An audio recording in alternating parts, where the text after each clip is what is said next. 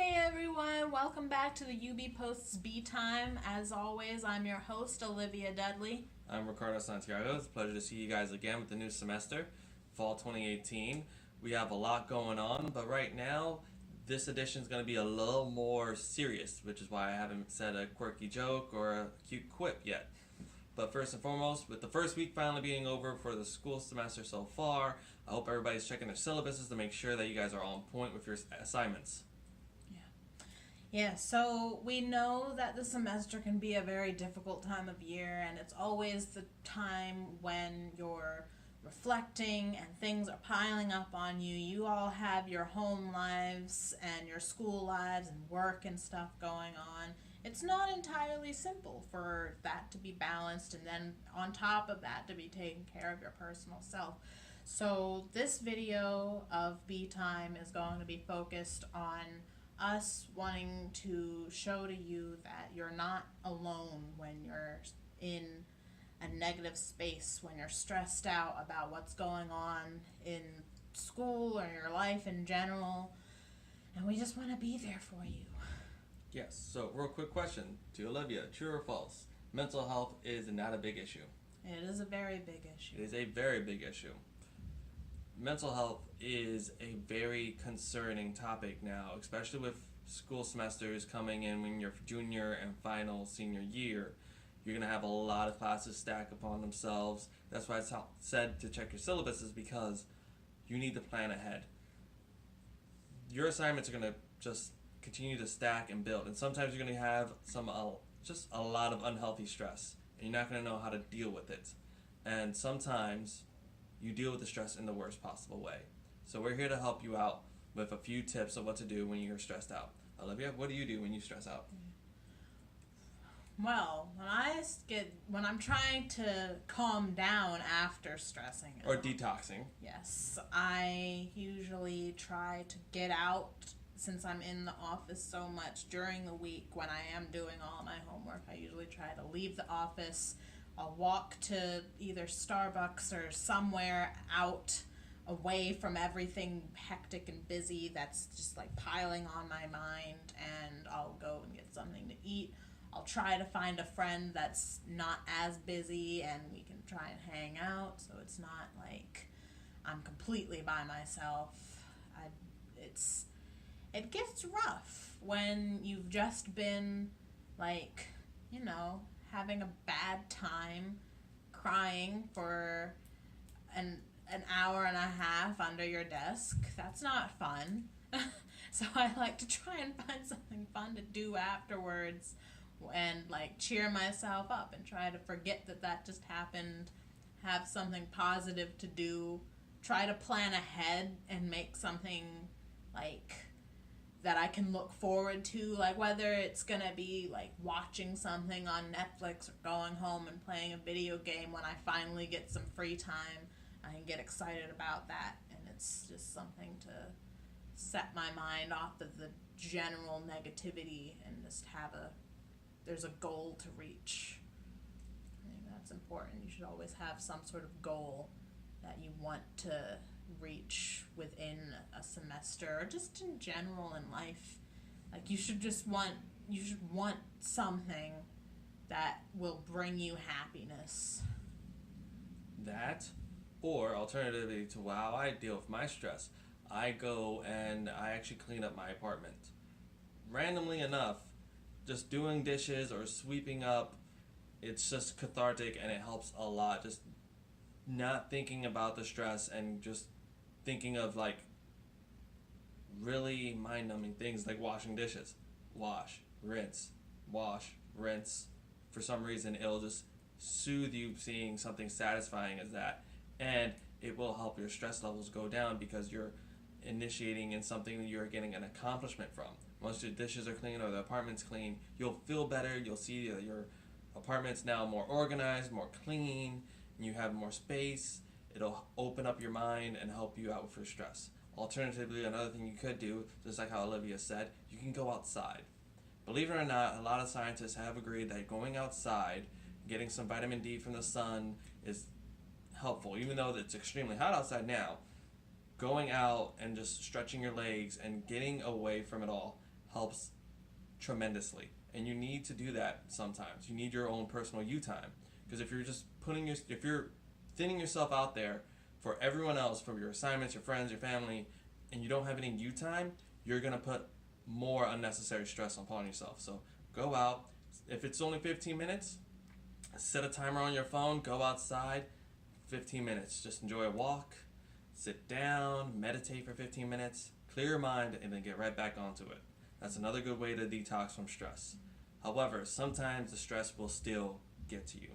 And that's when things get a little more serious, when the stress becomes more dangerous to you and you start thinking things that you really shouldn't. Olivia? I just want to add to that everyone has like different coping mechanisms and stuff, because I know for me personally, like, you like to clean things and get into that like sort of monotonous motion of doing like the dishes sort of thing, as you were saying. So I used to see my other job, like personally, as like a very relaxing thing, because since I work at a pet store, we have to do like grate cleaning and stuff for all the dog messes, and I really enjoyed like sink duty, because that would be like what I was doing. I'd get the grates, clean them, and I'd send it back. But it used to be satisfying, and then it sort of stopped being that way, because I got into such a rhythm of that I preferred the very active version, where I was like back and forth cleaning the full kennels out and stuff, because it made me feel like satisfied that I had done a lot of work and stuff. So that became my other thing. So also like getting active and doing something instead of just, because I know when I'm sitting for extended periods of time, it just makes me feel negative. I don't know how that is for other people, but I like to like get up and move around and not just sit in one spot. So that's also just another thing that I think people should do. Like, don't deny motion. Don't deny motion. Yes. That's clever. Like I was going, sometimes it does work and sometimes it doesn't. So you need to be responsible. I'm sorry to put that weight upon you, but that's just the truth. Sometimes you need to be responsible and acknowledge that you're gonna need help. And when you need help, you need to contact someone, whether it's a friend, a family member, or just a colleague. Reach out. Even if you have to beat around the bush and just say, hey, how's your day going? Beat around the bush and then just be very direct and be like, hey, I'm having some problems and I'm having a hard time. Go out and get help if you need it. You're not weaker for it. You're actually a lot stronger for admitting that you need the help. Like, we need to start talking about how we're feeling more, because I know sometimes when somebody asks me how I'm doing and I say, oh, I'm fine and stuff, and I'm not actually fine, and I would like to have a conversation about how I am actually feeling with somebody, but I don't want to like I feel paranoid about putting that burden onto them to explain how I'm feeling if it's anything but like good. So I feel like people need to get out of the mind space that like people don't want to listen to them, because I think people do want to listen, because it's something that so many people have in common. Like, we all have moments when we just don't feel anything, and we feel just incredibly negative, and we want to like scream and shout about it and get it out, express how we feel, and we should be able to do that, not in a way that's like expressing your anger and hatred onto a person that didn't do anything to you, but like you should be able to talk to a friend about how you're genuinely feeling. I should be able to turn to Ricky and be like, hey, I'm having a really bad day today and I want to be happy, or I want someone to take my mind off of whatever negative feeling that I'm feeling. And I think that's just something that we as humans should just share with each other. We're all very emotional beings, and there's no reason to hide how we feel about negativity and stuff in our lives. Yes. And if you're that friend, that colleague, that person, be willing to listen. Sometimes it can just be a 5 minute conversation. Sometimes it will span to longer than like 30 to 2 hours sometimes. Be prepared to listen. And I don't say just sit down and just open your ears and just wait for him to be done. Listen. Understand where he's trying to come from. Try to empathize with that person and try to relate. It's going to be hard and sometimes you can't fully do it. But just being there and sitting and just listening and fully understanding what they're trying to tell you will help a lot. Trying to just, this is one thing you should never do. Never just say it's a phase or you're just going to be fine. Never say you're going to be fine. That does not help at all. As much as you think you want to be helpful and say, oh yeah, you'll be fine, don't say that. Please, dear God, don't say that. Instead, there's alternative ways to go on about it. You could just sit down and listen. Not even say a word, or not just nod your head, just be an active listener. Or you can just tell them, hey, that does suck. Agreeing, more than likely, agreeing with someone and literally sitting there and looking them straight in the eye like, yeah, that is really shitty. Dear God, I am so sorry. That fucking sucks a lot. Agreeing with the person will make them actually laugh and help them out. But telling them it's going to be fine is more of a way of you just telling someone it's only happening now. Depression and stress can happen all the fucking time. It won't just stop after one get together of a high five. It doesn't work that way. Like, and on top of that, it's a good bonding experience as well. To like sit and just talk to somebody about how you're feeling, and then I feel like it's how general relationships are bettered on top of that. You strengthen your bond that way. And honestly, as a man talking to other men out there in the UB community, please open up. You're not being weak, you're not being a little bitch, you're not being whatever derogatory bullcrap that society and other men have tried to tell you about it. Be open with your feelings. If you need to cry, cry, man. It is okay to cry. I've cried several times. Good. Not today, just overall, like, honestly, with my fiance, I'm open with her emotionally to a point where I don't feel bad for crying if I'm around her for like something sad happens. I don't try to like hold it in and just try to deal with it later. Never try to hold something in. If you need to vent, vent. Don't try to hold it in for later, or don't try to do something else.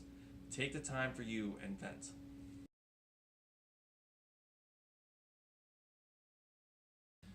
So, after we've said all this, I want to make sure that you guys are very, very clear on our position about mental health. It is a very serious topic that needs to be discussed, but also needs to be understood. We can talk about it as much as we want, but if you guys aren't really paying full attention to the details about this, it's not going to help anything. So, to make sure that you guys get help from not just us, but from others, we've reached out and made sure we have some information for you guys to listen in and hopefully call if you need that help. Right now, UB has a online community as well as a online resource center for mental health for students. If you search U Lifeline under the UBALT's main page, you'll find it. Click it, and there'll be someone online on the other side to try and help you out. It's a good chat room. It's a lot of help. If you don't see it there, sign into your UB's My UB page. Look for the bulletins, the little bubbles onto the right side. You'll see it down there as well. You also have, the National Crisis Hotline Center. If you remember that Logic song, it's exactly how the Logic song's title is. 1-800-273-8255. That is 1-800-273-8255. That's the national hotline for suicide prevention. Please call it if you need it. UB also has its own resource of a crisis hotline as well, which is 410-433-5175. That is 410-433-5175. Please, if you need the help, get it. You're stronger for it. And also in the September edition of the UB Post that you can find scattered around campus, we're celebrating for World Suicide Prevention Day on September 10th. And we include some personal stories by one of our own, Rob Velasquez. and it's a very personal story to him. It's a very moving read if you're willing to check it out in this edition. We also include the Maryland Crisis Hotline, which is 1-800-422-0009. That's 1-800-422-0009. And we hope that you're willing to reach out to either us if you need any help that we can give to you. If you want to tell your own story, we Put it will, in the comments down below. We will yes. listen, we will read it, and if you want us to share it onto the actual UB fan page, we will do so. Yes, we're always open to listen to what you guys have to say. You guys are the reason that the paper exists at UB. We want to tell stories that are important to the community and stories that matter, and we want to let voices be heard. That's what we're here to do. We are your voice when you want to speak out. So we hope you take advantage of the numbers and the contacts that we have given you, that you're willing to talk to us if you need to.